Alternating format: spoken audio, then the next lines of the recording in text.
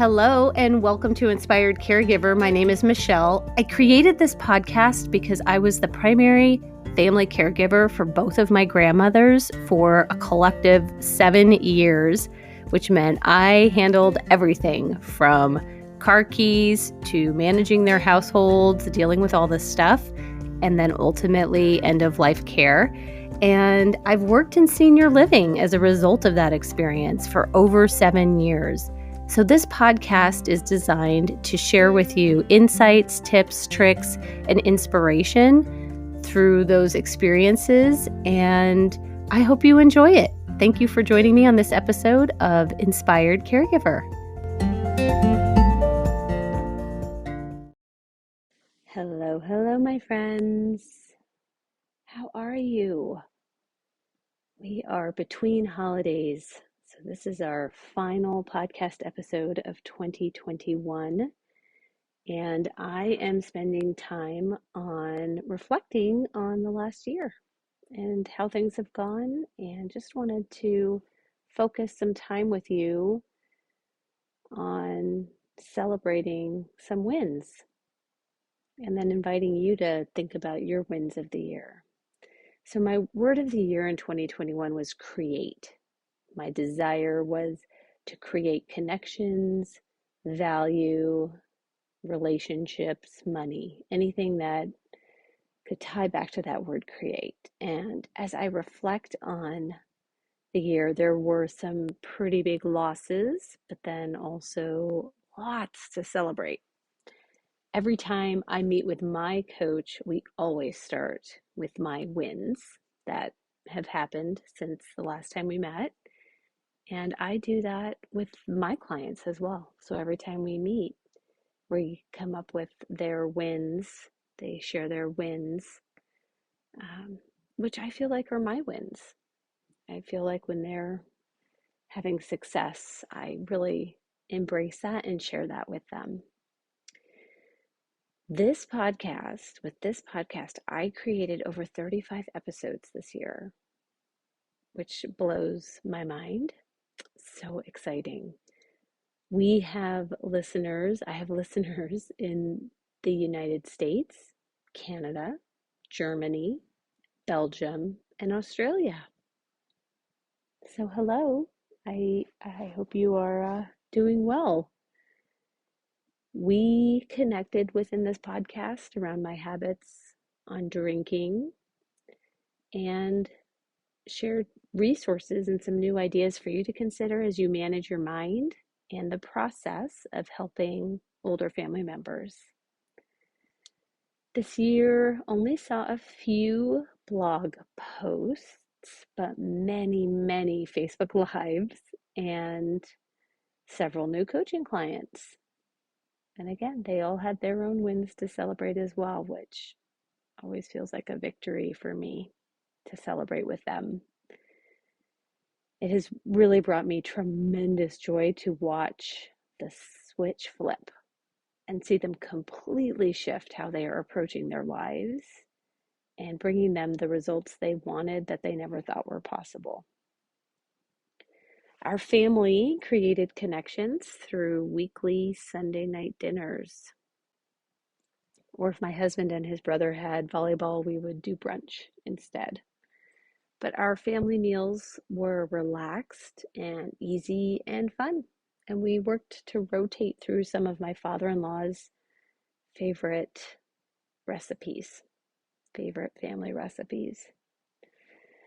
My father-in-law had 2 big hospital stays and then 2 long rounds of rehab, the last one resulting in a move to assisted living on hospice. So each roller coaster health crisis, our family has remained intact while experiencing that full range of emotions, but we were able to collaborate on our common goal of quality of life for the people that we love, which includes ourselves. Don't forget about yourself. We managed incredible amounts of paperwork, had some really difficult conversations, and continue to sift through carefully curated years and years of treasures in the house, the family home. In 2022, I really desire to have more of a connection with the staff at the assisted living and in the memory care unit where my in-laws live. And I'm anticipating just spending time and sitting with my mother-in-law and sharing space and energy with her that I hope brings her a glimmer of familiarity. I don't really know how to say that word. And just soak up my father-in-law's dry humor and continue to sift through his legacy with him. This was the first year that I experienced in my life losing a friend really suddenly, causing me to create new threads of connection because of that type of loss. Like, she was there on a Thursday and gone on Friday. It really, really hurt. And I really miss her. It was also a year where I was able to create a celebration for my oldest daughter, our oldest daughter who graduated from high school and transitioned beautifully to college. I have felt all of the feels, sometimes simultaneously. One of those hospital stays was like right at the same time as my daughter's graduation. But I never turned to food or drinking or any other habits that could cause self-harm that would take away from my ability to show up for the people that I love or to show up for myself. I'm really proud of that. I celebrated the win of 5 years in my dream job as the public relations coordinator for the most beautiful skilled nursing facility, working with the most extraordinary team. And now I am celebrating a transition to reach for my new dream, which is helping you and guiding you full time. The last 2 months have brought tremendous clarity on the directions that I'm heading. And I say directions because what I'm creating and will be generating for you are coaching programs that will provide you opportunity to work with me directly or participate in an 8-week program that we can work together with in a group, or a self-paced video series with a workbook. And it's all right here. It's like super clear, crystal clear in my mind, and it's just time to get to work.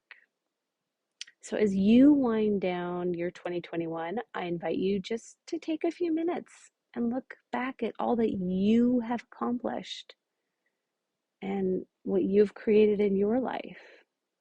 What are your wins as you've navigated the intricate complexities of helping the older person or people in your life?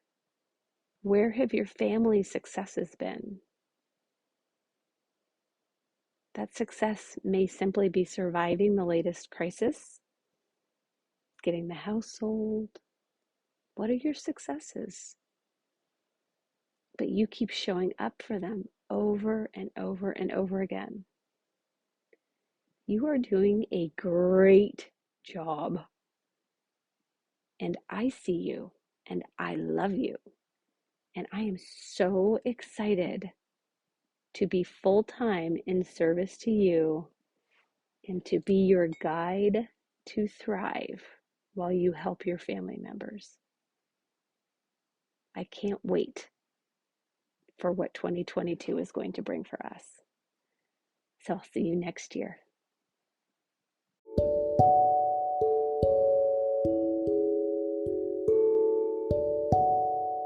Hey, thank you so much for sharing this time with me today.